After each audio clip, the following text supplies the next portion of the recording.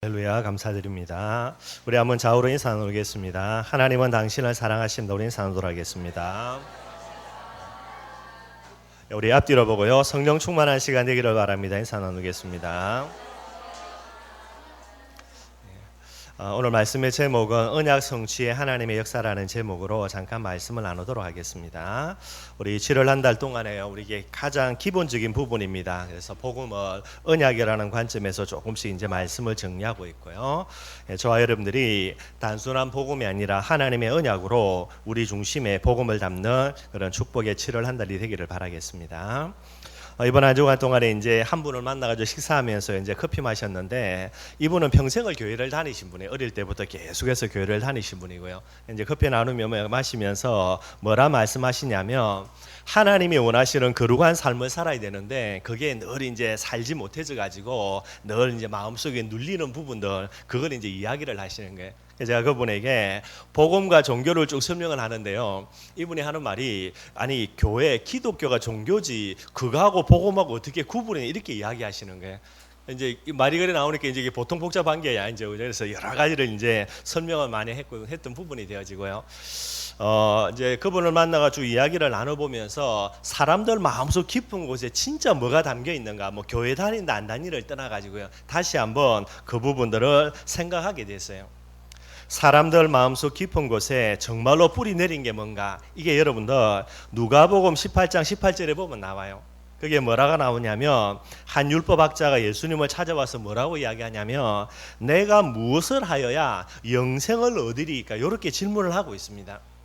영생을 얻는다라는 게 이제 그 사람의 관심인데, 그 사람의 마음속에는 뭐가 뿌리 내려 있죠. 내가 무엇을 해야 되냐라는 게.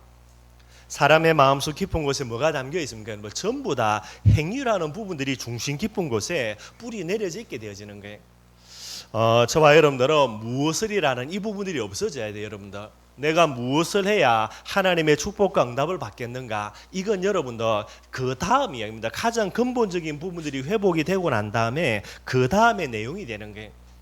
저와 여러분들은 행위 중심이 되면 절대로 이렇게 올바른 복음 속으로 들어가지를 못하는 거예요.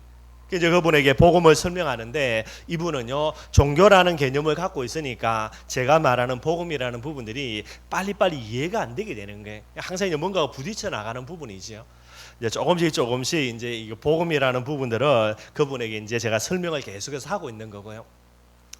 오늘 정말로 저와 여러분들이 다시 한번 첫 번째로요, 복음과 종교라는 부분들을 조금 깊게 한번 생각해 봐야 될 것 같아요. 우리가 복음은 잘 알고 있지만은요, 그러나 정말로 저와 여러분들 속에 복음을 알고 있는 거지만은 우리의 영혼 깊은 곳에는요 종교가 이미 딱 뿌리 내려져 있는 거예요. 이걸 다시 한번 조금 생각해 봐야 될 것 같고요. 그리고 두 번째입니다. 언약적인 관점으로서의 복음을요 다시 한번 조금 설명하도록 하고요. 세 번째는 반드시 하나님의 역사는 언약 성취라는 부분이에요. 이 부분들을 간단하게 말씀을 전가하도록 하겠습니다. 첫 번째, 복음과 종교에 대해서 조금 더 살펴봐야 될 것 같고요. 우리가 늘 이야기하는 거죠. 창세기 3장의 인간이에요. 창세기 1장 2장은 하나님의 축복과 응답이고요. 여기에서 이제 창세기 3장으로 가면서 죄를 지어서 하나님을 떠나고, 그 다음에 가장 무서운 거죠. 사단에게 이제 종노릇 할 수밖에 없는 그런 신분이 되는 거예요. 이게 그대로 머물러 있는 게 아니고, 창세기 3장 속에 있는 거는요, 이게 발전되어져 가지고 어디로 갑니까? 창세기 6장 속으로 흘러가게 되죠. 창세기 6장은 우리가 잘 알고 있는 대로 노아 홍수 사건, 그게 이제 설명이 되게 있는 거예요. 왜 하나님이 인간들을 다 지면에서 썰어버릴 정도로, 그 정도로 그렇게 하나님이 인간을 보실 때에 안타까워할 수밖에 없는 모습이냐? 창세기 6장에 보니까요, 인간이 육체가 되었다, 육신이 되었다, 그렇게 이야기를 하고 있어요. 죄 가운데 빠져서 하나님을 떠나고 사단에게 사로잡혀 있는 인간은요, 시간이 가면 갈수록 뭐가 됩니까? 육체가 되게 돼 있는 거예요. 육신이 되게 돼 있습니다. 육체가 된다는 말은 무슨 말이죠? 인간이요, 먹는 거, 입는 거, 마시는 거, 이 중심으로 계속해서 흘러갈 수밖에 없게 되게 되는 거예요. 여러분들 뭐 간단하게 돼지 생각하면 됩니다. 돼지는 여러분들 모든 것에 뭐만 됩니까? 먹는 거 하나로 충분해요. 돼지는 여러분들 자는 것도 중요하지 않고요, 입는 것도 중요하지 않습니다. 오직 하나, 먹는 것밖에 없어요, 여러분들. 그래, 여러분들 돼지는 먹는 것만 주면요, 이상한 그 더러운 어마어마한 데서도 잘 자고요, 잘 삽니다, 여러분들. 인간이 뭐가 됐단 말입니까? 육신이 됐다는 말은 그런 형태로 흘러간다는 말이 되는 거예요. 오직 영적인 부분들은 다 이제 관심이 없고요. 모든 관심은 먹는 거, 입는 거, 마시는 거 이 중심으로 계속해서 흘러가는 거예요. 그 정도가 아니죠. 여기에 이제 계속해서 흘러가다 어디로 발전되냐? 그게 여러분들 창세기 11장이에요. 창세기 11장은 바벨탑을 쌓는다는 말이죠. 결국 바벨탑을 쌓는다는 말은 우상이라는 말이 되게 되는 거예요. 하나님을 떠난 인간은 전부 다 육신화되게 돼 있고요. 그 다음에 뭐가 됩니까? 전부 다 바벨탑을 쌓습니다. 우상 숭배할 수밖에 없게 되게 되는 거예요. 이 속에서 인간들이 결국은 만들어내는 게 뭡니까? 육신 속에 빠져가지고 우상 속에 있는 인간들이 결국은 만들어내는 게 그게 바로 종교라는 부분이 되는 거예요. 종교는 여러분들 나 중심입니다. 그리고요 육신 중심이고요. 그래서 나오는 게 뭡니까? 행위 중심이 되게 되는 거예요. 모든 종교는 전부 다 이 부분입니다. 여러분들 나 중심 속에서요 내가 잘 먹고 잘 사는 부분입니다. 육신 중심으로요. 어떻게 잘 먹고 잘 살지요? 그러니 결국은 행위로 가게 돼 있는 게 모든 종교의 특징이 그래요. 이 중심 속에서 여러분들 오랫동안 우리가 어릴 때부터 지금까지 자라왔던 부분들이 되게 되는 거예요.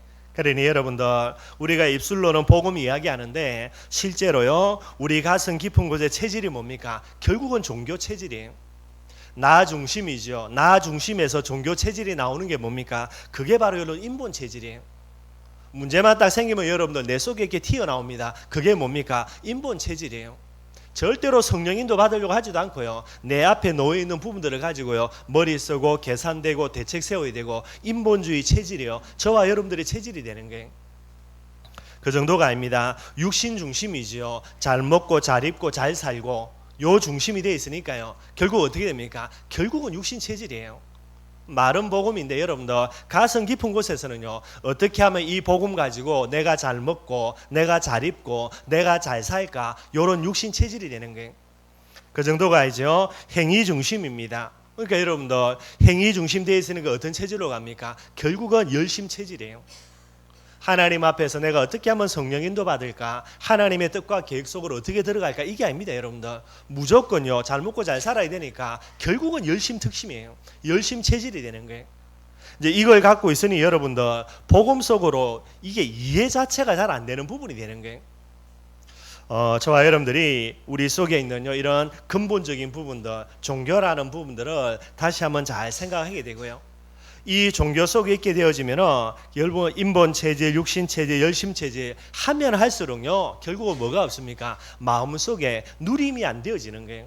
계속해서 눌릴 수밖에 없는 부분이 되는 겁니다. 이 속에 있는 저와 여러분들이요 빨리 결론 나야 되겠죠. 뭐가 결론 나야 됩니까? 내 인본 체질, 내 육신 체질, 내 열심 체질, 이 종교 체질로는 안 된다라는 결론이 나져야 되는 거예요. 이게 결론이 안 나지면은 복음은 알기는 아는데 복음 속으로 깊게 들어가지질 않게 되는 거예요. 결국 저와 여러분들이 종교 속에 있다면 결국 이게 다람쥐 쳇바퀴입니다, 여러분들. 종교 속에서 아무리 열심 체질 내고요, 육신 체질 가지고 인본 체질 속으로 들어가더라요. 1000년이 지나든 10,000년이 지나든 결국은 제자리 걸음이에요. 다람쥐 쳇바퀴입니다, 여러분들. 다람쥐 쳇바퀴 여러분 보시면 알죠? 다람쥐가 진짜 여러분들 어마어마하게 빨리 달려요. 다람쥐 쳇바퀴에 여러분들 줄이 꺼져 있지 않습니까? 이게 계단처럼 되어 있는 게 있죠. 그게 안 보일 정도로요 어마어마하게 돌려요, 여러분들. 그런데 여러분 자세히 보면요 뭐라고요? 제자리입니다, 제자리. 다람쥐 쳇바퀴는 여러분 시속 100으로 달릴지 몰라도 그렇게 어마어마하게 돌아갈지 몰라도요. 아마 제 생각 옆에다가 발전기 달아놓으면 잘 돌아가가지고 여러분들 발전을 잘할지 몰라도요. 다람쥐는 어디에 있습니까? 제자리에 있어요. 열심 특심으로 어마어마하게 열심히 하는데 내 영적인 상태는 제자리입니다. 딱 제자리예요. 아무리 여러분들 절에 가가지고요 1000번 만번 절하고요, 그죠? 무당 찾아가가지고 아무리 신나게요 돈 많이 줘가지고 500만 원 1000만 원 구태도요 결국은 제자리예요. 딱 제자리. 저와 여러분들도 마찬가지입니다. 아무리 열심 특심해가지고요 몸부림치고 했어도 결국은 딱 제자리예요. 남들은 앞장서가는데 나는 제자리니까 결국은 뭐가 되죠? 뒤로 이제 퇴보하는 부분이 되는 거예요. 종교는 그렇습니다, 여러분들. 하나님이 저와 여러분들에게 이 종교로는 안 되기 때문에 주신 게 뭡니까? 그게 바로 복음이 되는 거예요. 복음은 간단합니다. 예수 그리스도니까 간단하죠. 근데 여러분들 내가 복음을 회복한다는 말은 단순히요 머리로 예수는 그리스도구나 이거 회복하는 게 아니에요, 여러분들. 복음을 회복한다는 말은 나 중심에서 뭐로 바뀌어야 됩니까? 하나님 중심으로 바뀌어야 돼요. 이게 회복이 안 되어지면 아무리 여러분들 복음 이야기해도 결국은 복음이 안 되게 돼 있어요. 내로는 안 되기 때문에 내 체질도 안 되고요. 내 머리로도 내 능력으로도 내 열심으로 안 되기 때문에 그래서 하나님이 복음 주신 거예요. 이게 반드시 밑바탕에 깔려야 돼요. 복음을 회복한다. 예수가 그리스도라는 단순한 지식을 회복하는 게 아니고요. 뭐가 회복돼야 됩니까? 나는 안 되기 때문에 그래서 하나님이 돼야 된다라는 하나님 중심이 회복돼야 돼요. 하나님 중심 정도가 아니죠. 육심 중심에서 뭐로 회복돼야 됩니까? 반드시 영혼 중심으로 회복이 돼야 돼요. 내가 어떻게 하면 잘 입고 잘 먹고 잘 살까? 이 육신 중심 가지고는요, 아무리 몸부림치게 했어도 복음의 축복, 복음의 응답 속으로는 못 들어가지게 되는 거예요. 뭐가 회복돼야 됩니까? 네 영혼이 잘된 같이 네가 범사에 잘되고 네가 강건하리라 그랬어요. 영혼이라는 부분들의 중심이 회복돼야 되는 거예요. 행위 중심이지요. 뭐가 돼야 됩니까? 반드시 저와 여러분들이 은혜 중심으로요, 이 중심이 믿음 중심으로 바뀌어져야 되는 거예요. 중심이 안 바뀌어지면 복음의 비밀과 그 축복들을 누릴 수가 없게 되게 되는 거죠. 이제 이 중심이 회복되어져야 뭐가 되겠습니까, 여러분들? 이제요, 복음 체질로 갈 수 있는 부분이 되는 거예요. 저와 여러분들의 체질이 인본 체질이죠. 여기에서 뭐가 바뀌어야 됩니까? 복음 체질은요, 성령 인도받는 체질이 돼야 돼요. 내가 무엇을 해야, 얼마나 열심히 해야, 이게 아닙니다, 여러분들. 딱 하나입니다. 뭐 해야 됩니까? 성령 인도받는 게 신앙생활이에요. 열심히 하는 게 아닙니다, 여러분들. 하나님의 축복과 응답은 내가 열심히 해서 받는 게 아니고요. 여러분들 성령 인도만 받으면 축복과 응답은 따라오게 되는 거예요. 저와 여러분들의 체질이 성령 인도 받는 체질 돼야 되지요. 어떻게 하면 잘 입고 잘 먹고 잘 살까? 그게 아닙니다, 여러분들. 어떻게 하면 내가 은혜 받을까? 이게 예배 체질이에요. 이 체질이 회복돼야 되는 거예요. 열심 특심되는 그런 체질이 아니죠. 뭐 해야 됩니까? 은혜 받는 이 체질들요. 조금 복잡하게 이야기인데 여러분들 뭐 복잡한 거 아니고 이거 조금만 정리되면 됩니다.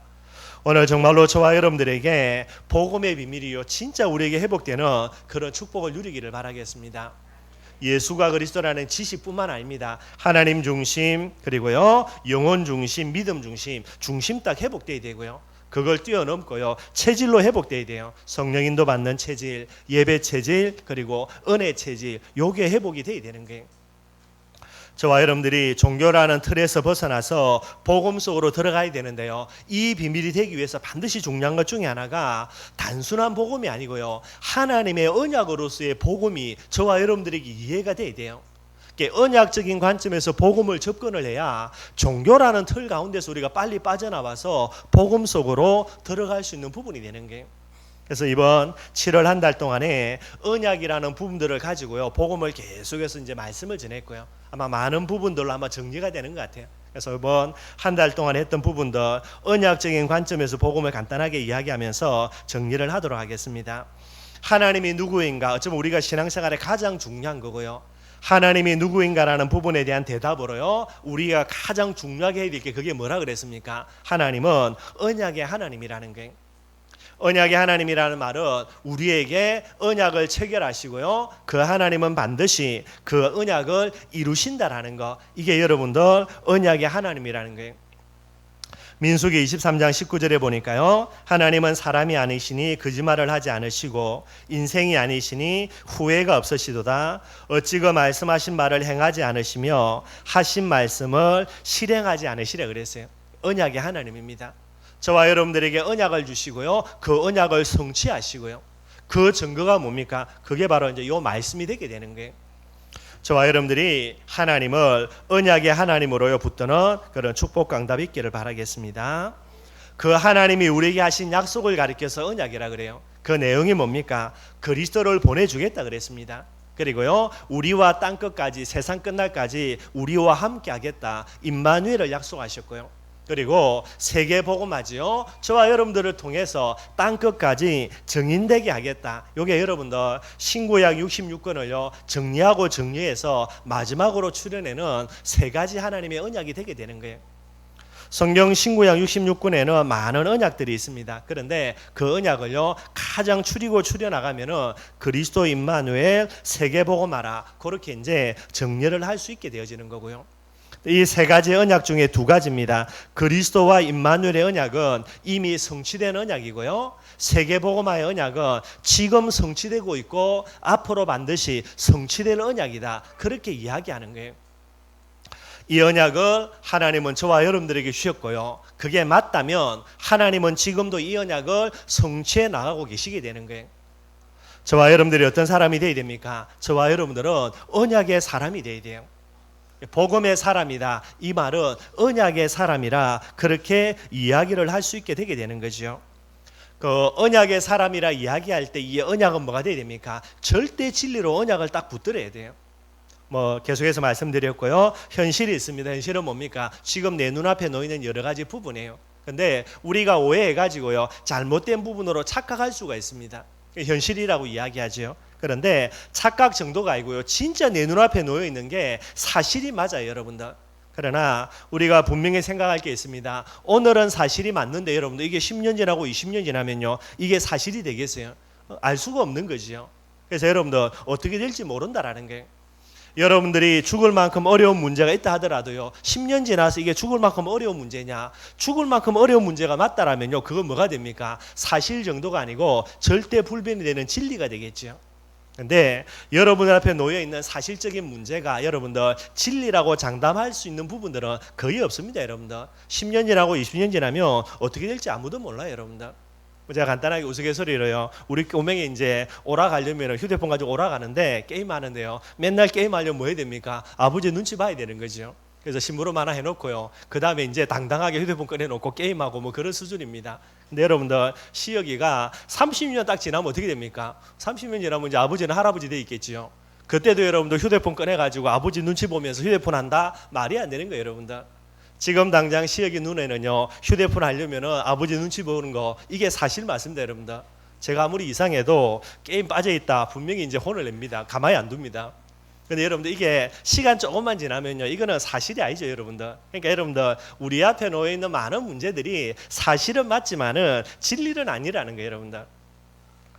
진리가 맞다 그러면 이제 보통 심각한 문제가 아니죠. 그런데 그것도 상관없는 게요, 하나님이 우리에게 주신 언약은 뭐가 된다고요? 절대 진리입니다, 여러분들. 진리를 뒤집어 볼 수 있는 어마어마한 무기를요, 하나님이 우리에게 주셨는데 그게 바로 언약이라는 거예요. 그래서 간단하게 예를 든 게 있습니다. 사람이 죽으면 끝나야 되는데요, 하나님이 우리에게 주시는 언약, 그리스도의 언약은요, 절대 진리이기 때문에 예수님은 죽었다가 사흘 만에 뭐 하셨습니까? 부활하신 거예요. 사람들이 이야기합니다. 죽었다가 부활했다 그랬는데요, 그러면 그 사람이 그리스도가 되게요? 근데 여러분들 정말로 죽었다가 살아나는 분은 오직 한 분, 예수 그리스도밖에 없고요. 그럼 지금 죽었다가 살아난 사람은 제가 100% 이야기합니다. 덜 죽은 겁니다, 여러분들. 덜 죽어서 살아난 거지, 진짜 죽었다가 살아났다 그럼 그리스도인데 말이 안 되는 거예요, 여러분들.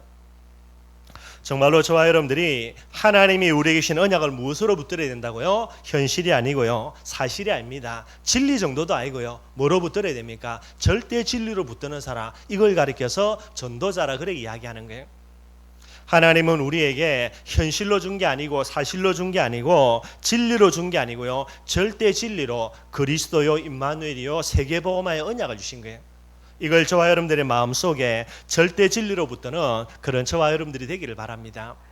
성경에 일어났던 많은 기적의 주인공들이 있죠. 대표적인 예로 여호수아, 얼마 전에도 말씀드렸고요. 여호수아에게는 여러분들 가나안의 언약이요, 절대 진리예요. 어느 정도입니까? 이 가나안의 언약을 위협하는 것이 이제 해가 저물어가는 그런 내용입니다. 그 해가 저물어가는 해를 두고요, 여호수아는 뭐라고 기도하죠? 태양 멈추고 달을 멈추라는 거예요. 여러분들 이게 동키호테식 기도가 아니고요, 이걸 언약 잡고 기도했던 부분이 되는 거예요. 언약 잡고 기도하려고 하는데 여호수아에게는 언약이 태양도 달도 멈춰야 되는 진리를 뛰어넘는 절대 진리로요, 마음속에 붙들게 되게 되는 거예요. 저와 여러분들은 언약을 절대 진리로 붙드는 그런 축복 누리기를 바라겠습니다. 언약을 절대 진리로 잡고요, 그럼 뭐 하면 되죠? 언약 잡고 기도하면 돼요, 여러분들. 저와 여러분들의 체질이 육신 체질이어서요, 잘 먹고 잘 입고 잘 살고 맨날 그거 놓고 기도하는데 예수님은 뭐라 그랬습니까? 그거 놓고 기도하지 말고 그거는 아버지 없는 사람이 하나님이 아버지 되지 않은 이방인들이 하는 기도고요. 저와 여러분들은 하나님이 우리를 하나님의 자녀로 부르실 때는요, 우리가 무엇 먹고 무엇 입고 무엇 하고 다 하나님이 알아서 다 준비 다 해놨습니다, 여러분들. 그걸로 꼭 기도할 거 아니고요. 우리가 기도해야 되는 뭐라 그랬습니까? 너희는 먼저 그의 나라와 그의 의를 구하라 그랬어요. 그의 나라와 그의 의가 뭡니까? 언약 잡고 기도하는 거예요. 하나님의 의를 위해서는 여러분들 하나님의 나라가 건설되어야 되는 거죠. 의와 나라니까요. 그 부분을 두고 지난주 말씀드린 거예요. 그리스도 이름으로 성령 충만 받아서 하늘 군대 파송되고요. 사단 결박되면 하나님의 나라가 건설된다 그랬어요. 요게 우리가 진짜 기도해야 되는 언약 잡고 기도해야 될 부분이 되는 거예요. 복음을 언약으로요. 단순한 언약이 아닙니다. 절대 진리의 언약으로요. 그거 잡아서 뭐 하는 겁니까? 당연히 기도되는 거예요. 언약 잡았는데 언약 잡고 염려 걱정한다. 여러분들 언약 잡았는데 그 언약 가지고 여러분들 원망 불평한다. 도대체 여러분들 언약을 어느 정도로 수준으로 알고요. 어떤 언약을 잡았길래 그럽니까 여러분들? 여호수아는 그 언약 잡고요. 태양과 달을 두고 도전하는 거예요. 태양도 멈추고 달도 멈추라는 거예요. 저와 여러분들의 마음속에 진짜 언약 잡고 뭐 하기를 바랍니까? 기도하면 됩니다 여러분들. 언약 잡고 언약 기도 속으로 들어가면 돼요. 그러면 어떻게 한다고요? 마지막 세 번째입니다. 언약 성취에 하나님의 역사 반드시 누려지게 돼 있어요. 저와 여러분들이 언약 잡고 정말로 언약 기도한다. 그럼 100% 하나님은 언약 성취라는 하나님의 역사와 응답을 누리게 되게 돼 있는 거예요. 하나님이 누구라 그랬습니까? 언약의 하나님이라 그랬죠. 두 가지입니다. 한 가지는 내게 하나님이 찾아오셔서 은혜로 내게 하나님이 언약을 주셨다라는 거예요. 그게 언약을 주시는 하나님. 두 번째요. 언약을 주시는 하나님이 맞으면 반드시 뭐 한다고요? 언약을 성취하는 분이 하나님이셔요. 그래서 여러분들 언약 성취의 하나님입니다. 그래서 하나님의 속성 중에요. 여러 가지가 있는데 첫째는요. 신실하신 하나님이라 그래요. 우리가 뭐 찬양도 있죠. 신실하신 하나님. 하나님의 속성 중에 하나예요. 신실하다는 말은 무슨 말입니까? 하나님은 거짓말을 한다 안 한다? 안 한다는 말이 되는 거예요. 하나님이 내게 약속해놓고 모든 문제 해결해 주겠다 약속해놓고요. 실제로 그 약속을 이루셨지요. 예수님이 오셔서 십자가에 죽으시고 부활하셨고요. 그런데 내가 언약 진짜 잡고 있는데 언약을 여러분들 현실 정도로 붙드는 게 아니고 절대 진리로 붙들고 있는데 그리고 이 언약 잡고 기도하는데 내 문제가 해결 안 된다. 그럼 어떻게 됩니까? 하나님은 거짓말장이요. 사기꾼이 되는 거예요. 하나님은 그럴 수 있다고 없다고요? 하나님의 속성상 신실하신 하나님이란 말은 그럴 수가 없다란 말이 되는 거예요. 저와 여러분들 언약을 이상하게 잡고 언약을 잘못 잡아서 그런 거지 여러분들이 언약을 절대 진리로 잡았다 그러면 하나님은 반드시요 언약을 성취해 주셔야 되는 거예요. 여호수아는 하나님의 언약을 절대 진리로 붙들었습니다. 그래서 그거 잡고요 태양을 멈추게 달을 멈추게 해달라고 기도했어요. 하나님은 멈춰줘야 됩니까? 안 멈춰줘야 됩니까? 멈춰줘야 됩니다. 안 멈춰졌다. 하나님이 사기꾼 거짓말장이 되는 게 그럴 수가 없다니까요. 하나님은 거짓된 하나님이 아니요 신실하신 하나님이에요. 그 정도가 아닙니다. 하나님은 여러분들 무능한 하나님이 아니에요. 우리에게 약속을 하셨는데 능력이 없어가지고 그 약속을 이루지 못한다. 그럼 여러분 하나님 자리에 사표내야 돼요. 하나님의 속성입니다. 하나님은 어떤 하나님이죠? 무능하신 하나님이 아니라 전능하신 하나님이에요. 여러분들에게 하나님이 약속 주셨고 하나님은 그 약속을 능히 충분히 이루어낼 수 있는 전능하신 하나님이 되는 거예요. 뭐 저와 여러분들 어떨 때 한 번씩 큰 소리 치잖아요, 그죠? 아들 보고 야 요번에 성적 잘 받아오면은 뭐 해준다 큰 소리 치는데요. 예, 진짜 성적은 잘 받아왔는데 해줘야 되는데 당장 여러분들 그때 좀 어려워가지고 해줄 수 없는요. 뭐 빚내서 해줄 수는 있겠지만 여러분들 애들한테 약속해놓고 빚내가지고 해준다 모르겠습니다. 저는 잘 안 되더라고요. 잘 못 해줄 때 많고요. 그러니까 어떻게 됩니까? 형편이 안 돼가지고 능력이 없어가지고 못 해줄 때도 많아요. 참 미안하지만은요, 뭐 어쩔 수 없는 거죠, 여러분들. 근데 하나님은 그럴 수준이 아니다요. 그럴 수준이 아니라는 거예요. 하나님은 능력이 없어가지고 우리에게 하신 약속을 성취 못하신다. 그럴 수가 없습니다. 하나님은 전능하신 하나님이고요. 하나님의 또 다른 속성 중에 하나입니다. 전능하신 하나님뿐만 아니라 전지하신 하나님이라 그래요. 전지라 말은 무슨 말입니까? 무지한 게 아니고요. 모르는 게 아니고 모든 것을 알고 계신다는 말이 되는 거예요. 어느 날 갑자기 아들이 와가지고 뭐라 말합니까? 아버지 옛날에 내한테 약속하신 거 내가 요렇게 했는데 왜 안 해주십니까? 그럼 어떻게 됩니까? 미안하다 해야 되죠. 까먹었으니까. 하나님은 절대로 우리에게 하신 언약을요 까먹거나 잊어버리시거나 그러지 않습니다. 여러분들 전지하신 하나님이니까요. 하나님은 언약 성취할 수 있는 모든 것을 완벽하게 갖고 계시는 거예요. 까먹는 하나님이 아닙니다. 전능하신 전지하신 하나님, 무능한 하나님이 아니라 전능하신 하나님, 거짓말하는 하나님이 아니고요 신실하신 하나님. 그래서 하나님은 반드시 언약을 성취하실 수밖에 없게 되게 되는 거예요. 그래서 여러분들 이 하나님의 언약이 이꼬로 말씀인데 말씀의 특징 다르게 이야기하면 언약의 특징이죠. 이 하나님이 언약이라는 부분들을 성취할 수밖에 없는 부분이 되는 거예요. 말씀에 대해서 우리가 몇 가지 이야기하는 성경 구절이 있습니다. 이사야 40장 8절에요. 풀은 마르고 꽃은 시드나 하나님의 말씀은 영영이 서리라 그랬어요. 하나님의 언약은 어떤 언약입니까? 영원한 하나님의 언약입니다. 왜 그렇죠? 반드시 성취되어지니까. 그 정도가 아니고요. 히브리서 4장 12절에 하나님의 말씀은 살았고 운동력이 있다 그랬어요. 무슨 말입니까? 반드시 성취되기 때문에 살아있는 하나님의 언약이라는 거예요. 마태복음 5장 18절에는요. 하나님의 말씀은 1.1획도 변함없이 전부 다 이루어진다 그랬어요. 무슨 말입니까? 완전히요 100% 성취되는 하나님의 언약의 말씀입니다. 그렇게 이야기하는 거예요. 말씀이 하나님의 언약이니까 이 하나님의 언약은 반드시 성취되어지니까요. 영원한 말씀이요 살아있는 말씀이요 성취되는 말씀이다. 그렇게 이야기를 하고 있게 되어지는 거예요. 특별히 여러분들, 저와 여러분들이 하나님이 언약을 반드시 성취하는 게 하나님의 역사인데 언약 성취의 하나님의 역사를 위해서요. 하나님이 무엇을 동원한다고요? 성경에 보니까 하늘 군대를 동원한다. 그렇게 분명히 이야기하고 있어요. 여러분들 우리 시편 103편 20절 21절 한번 찾아보도록 하겠습니다. 시편 103편이고요. 20절과 21절 말씀입니다. 구약 877쪽에 있습니다. 우리 같이 찾아서 한번 읽어보도록 하겠습니다. 877쪽입니다. 20절과 21절 말씀입니다. 우리 같이 읽도록 하겠습니다. 능력이 있어 여호와의 말씀을 행하며 그의 말씀의 소리를 듣는 여호와의 천사들이여 여호와를 송축하라. 그에게 수종들며 그의 뜻을 행하는 모든 천군이여 여호와를 송축하라. 저와 거기까지만 읽겠습니다. 저와 여러분들이 정말로 언약을 잡았다. 그럼 하나님은 반드시 언약을 성취해야 되죠. 이 언약 성취를 위해서 하나님이 누구를 동원한다고요? 하늘 군대, 하늘 천사 반드시 동원한다 그랬어요. 정말로 저와 여러분들요 언약 잡고 기도하기를 바랍니다. 이때에 하늘 보좌, 하늘 천군이 움직여져요. 성경은 분명히 이야기하지요. 능력이 있어. 어떤 능력입니까? 우리와는 비교할 수 없는 능력 가졌습니다. 그게 천사예요.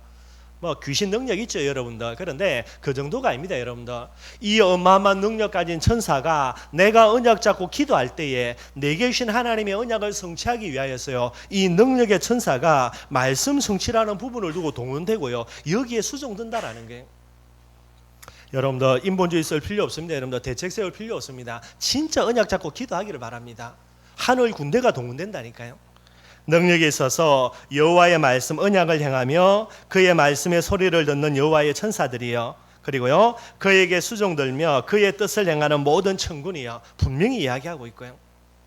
그래서 여러분들 오늘 본문 말씀을 그 간단한 예로 한번 본문 한번 잡아봤습니다. 내용은 우리가 잘 알고 있는 거고요. 히스기야가 어려움 당했는데 기도했더니 그 기도대로요 하늘 군대를 파송해가지고 18만 5천 명 한 방에 깨뜨렸다. 뭐 우리가 알고 있는 내용이에요. 그래서 간단하게 본문 내용 설명하도록 하겠습니다. 이런 본문의 내용의 배경이 뭐냐니까 여러분들 히스기야 왕이 되어가지고 개혁 운동을 벌려나갔어요. 개혁 운동을 벌려나가니까 이제 그 중에 제일 중요한 게 우상을 깨뜨리는 건데 히스기야 그 앞에 있는 사람들이요 이 아수르와 연합해가지고 아수르의 우상을 가져온 거예요. 히스기야가 어떻게 됩니까? 우상을 깨뜨려 버리니까요 자연적으로 뭐와 멀어지게 되죠? 아수르와 멀어지게 되는 거예요. 아수르는 그 당시 세계 최강대국이죠. 갑자기 이제 히스기야가 왕되고 난 이후에 이스라엘이요 아수르에게서 벗어나려고 하는 거예요. 그래서 괘씸하다 그래가지고 아수르의 왕입니다. 사네비 왕이 군대를 보내가지고 아수르를 이스라엘을 쳐들어온 거예요. 요게 아수르의 1차 침입이에요. 이제 히스기야가 어마어마한 대군이 쳐들어오니까요 겁먹어가지고 두 손 두 발 들고 이 사네립에게 항복을 해버렸어요. 이제 그냥 가만두지 않죠. 그래서 항복을 받아주는 조건으로 이 사네비 왕이 히스기야에게 조공을 요구했습니다. 어마어마한 그 이제 돈을 요구한 거죠. 이제 왕궁의 곳간을 탈탈 털어도요 이걸 다 댈 수가 없는 거예요. 그래서 히스기야가 예루살렘 성전에요 전부 다 금칠 다 해놨거든요. 그래서 은금기구, 금과 은과 관련된 그런 모든 것으로 만든 물건들요 뭐 금그릇, 은그릇 다 탈탈 끌어도 모자라가지고 예루살렘 성전의 벽에 이제 칠해놓은 금칠했던 거 다 빡빡 꺾어내가지고 그거까지 다 해가지고 이제 조공으로 바쳐요. 비참해진 거죠 여러분들. 그래가지고 일단 위기가 이제 마무리가 되어졌어요. 근데 히스기야가 이제 1차 침입 이후에 이제 항복하고 난 다음에 마음이 편해야 되는데 이게 이제 불안해지는 거예요. 언제 또 쳐들어올지 모르니까. 그래서 히스기야가 어디를 정책을 쳤냐면 이 애굽하고요 연합을 해가지고 아수르와 이렇게 이제 반대 그렇게 이제 연합 전선을 펼친 거예요. 사람이 가만히 보니까 이게 얼마 전에는 항복해놓고 또 이제 뒷구멍으로 이상한 짓을 하거든요. 그래서 이제 요거부터 정리를 하고 이제 애굽을 치러 가있다 그래가지고 또 군대를 보내가지고 이제 다시 쳐들어온 거예요. 그러니 이제 히스기야가 옛날에는 항복했다가 이제 이게 이제 이제 애굽 친애굽 정책을 쳐가지고요 다시 쳐들어오니까 항복하기도 뭐하죠 이제 애매하게 된 거죠. 그래가지고 이제 어찌할지를 모르는데 이때 여러분들 이 사네립의 부하 중에 신하 중에 하나가 랍사게라는 사람이 있는데 이 사람이요 편지를 보냅니다. 그 편지의 내용은요 하나님 믿는다고 큰 소리 치는데 하나님이 어디 있냐부터 해가지고요 온갖 하나님을 모욕하고 이스라엘 모욕하고 이런 내용들을 편지로 써가지고 히스기야에게 보내는 거예요. 히스기야 여러분 옛날에 인본주의 썼다가 항복했다가 그래도 안 되고요. 친애굽 정책 펼쳤다가 애굽이 여러분도 힘이 없어 도와주지를 못하죠. 이제 오도 가도 못하게 된 거예요. 그런 상황 속에서 랍사게가 편지 써가지고요 완전 쏘골로 뒤집어 퍼넣으니요. 해도 해도 방법이 없게 되는 거죠. 이때 히스기야가 어떻게 하냐? 그 편지를 들고 예루살렘 성전으로 올라갑니다. 올라갈 때 여러분들 머리 다 풀어 헤치고요. 굵은 베옷을 입고요. 그렇게 이제 예루살렘 성전으로 올라가는 거예요. 그만큼 이제 갈급하단 말이죠. 올라가면서 이제 예루살렘 성전에서 하나님께 기도하는데 이 히스기야 왕이요. 그 당시의 선지자가 이사야 선지자예요. 그래서 이사야 선지자에게 사람을 보내가지고 이런 부분이 있으니까 나와 이스라엘 민족을 위해서 기도해달라고 이렇게 이제 중보 기도 내용을 부탁하는 부분이 됩니다. 이런 병역이 되는 거예요. 히스기야가 하다 안 되니까 모든 거 내려놓고요. 이제 하나님께 엎드려 기도했죠. 그게 이제 오늘 읽었던 본문 이전의 내용이 되게 되어 있고요. 기도하는 히스기야에게 하나님이 주시는 응답이 바로 오늘 여러분들 33절부터 쭉 나와 있는 내용이 되는 거예요. 33절, 34절에 하나님의 내용이 뭡니까? 이 아수르 왕이었던 사네립과 그 군대를 완전히 하나님이 진멸할 것을 약속으로 응답으로 주시게 되게 되는 거예요. 그러면서 하나님이 34절 하반절에 보니까 뭐라 그랬습니까? 나 여호와의 말이니라 그랬죠. 하나님의 언약으로 주신 부분이 되는 거예요. 그러면서 35절에 보니까 뭐라 그랬냐면 왜 이런 응답을 히스기야에게 줬냐라는 부분들의 응답의 이유를 설명합니다. 35절에요. 내가 나를 위하여 내 종 다윗을 위하여 이 성을 보호하며 구원하리라 하셨나이다 아니라 히스기야 왕의 기도에 하나님이 응답해 준 이유를 설명하는 거예요. 35절에 뭐라 그랬습니까? 나를 위하여요. 참 여러분들 지금 히스기야가 죽음의 위기에 빠져 있고 이스라엘이 멸망의 위기에 빠져 있어서 하나님이 응답을 준다 하는데 하나님이 뭐라 그럽니까? 히스기야와 이스라엘을 위하여가 아니라 누구를 위해서죠? 나를 위하여라는 게 무슨 이유가 있겠습니까? 그리고요 그 다음에 뭐라 그럽니까? 내 종 다윗을 위하여 그랬어요. 이미 다윗이 죽은 지 여러분 거의 한 300년이 지나가요. 300년이 지나갔는데 이미 다윗이 죽은 지 300년이 지났는데 하나님이 뭐라 그럽니까? 300년 이후에 있는 히스기야 왕과 이스라엘을 위하여서가 아니라 300년 전에 여러분들 다윗을 위하여라고 이야기하는 거예요. 무슨 내용이죠? 결국 다른 게 아닙니다. 결국은 언약이라는 부분이 되는 거예요. 하나님이 이스라엘에게 언약을 주셨습니다. 그 언약이 메시아의 언약이에요. 그런데 이스라엘 백성들 오늘 사네립이 쳐들어온 18만 5천에 의해서 완전히 진멸되고 초토화되어져 버린다. 뭐가 무너지는 겁니까? 하나님의 언약이 파기되는 거예요. 왜냐하면 이스라엘이 부족해서 우상 숭배해가지고요 정책 잘못 펼쳐서 아수르가 쳐들어오는 이런 어마어마한 문제 만났는데 그 위기에 빠져가지고 이스라엘이 망해버린다. 뭐가 되는 겁니까? 하나님이 이스라엘과 맺은 언약이 파기될 위기에 처한 거예요. 그러니 뭐가 되죠? 하나님은 거짓말장이가 되고 무능한 하나님이 되고요 여러분들 모자란 하나님이 되는 거예요. 그래서 하나님이 이스라엘을 위해서가 아닙니다. 누구를 위해서? 하나님 본인을 위해서예요. 여러분들이 언약 잡은 게 맞자면 여러분들이 언약의 축복과 응답을 왜 누려야 되죠? 나를 위해서가 아닙니다. 누구를 위해서요? 언약 주신 하나님을 위해서가 되는 거예요. 그래서 나를 위하여로 하나님이 응답 준다라고 이야기하는 거예요. 그 다음에 여러분들 다윗을 위하여 그랬습니다. 다윗을 위하여라 말은 무슨 말이죠? 하나님이 다윗에게 언약 주셨어요. 그래서 다윗의 우선으로 누가 오는 겁니까? 메시아가 온다라는 게. 메시아가 오기 전까지는 하나님이 다윗의 후대들을 지키고 보호하겠다. 하나님이 약속하신 거예요. 그런데 이스라엘이 망해버린다. 어떻게 됩니까? 다윗에게 주신 하나님의 언약이 파기될 위기에 처한 거예요. 꼭 저와 여러분들 어떤 부모가 돼야 되죠? 언약의 부모 돼야 돼요. 나 때문에 우리 자녀들이 하나님의 축복과 응답을 받아 누릴 수밖에 없는 정도로 그 정도가 되는요 다윗과 같은 부모가 돼야 되는 거예요. 이게 여러분들 언약의 관점에서 이야기를 하는 내용이 되게 되는 거예요. 하나님의 언약 때문에 그래서 이 히스기야 왕에게 하나님이 응답을 주신 부분이 되는 거죠. 그래 반드시 말씀을 성취되어야 되는 거예요. 어떻게 말씀이 성취됩니까? 36절입니다. 우리가 잘 아는 거죠. 여호와의 사자가 둘 셋도 없습니다. 분명히 여호와의 사자가 그랬으니까 단수죠. 천사 하나 딱 동원된 거예요. 이 여호와의 사자가 나가서 아수르 진중에서 18만 5천인을 쳤으므로 아침에 일찍 일어나 본 적 뭐가 되었다고요? 시체가 되었다고요. 얼마나 히스기야가 벌벌 떨었던지 여러분들 18만 5천이면 이건 감당할 수 상상할 수가 없는 거예요. 그래서 어쩔 수 없어 가지고요 처음에는 항복했다가 그 다음에 여러분들 또 이제 이게 염려 걱정되니까요 애굽 바라보다가 그 다음에 문제 생겨 이제는 오도하지도 못하고요.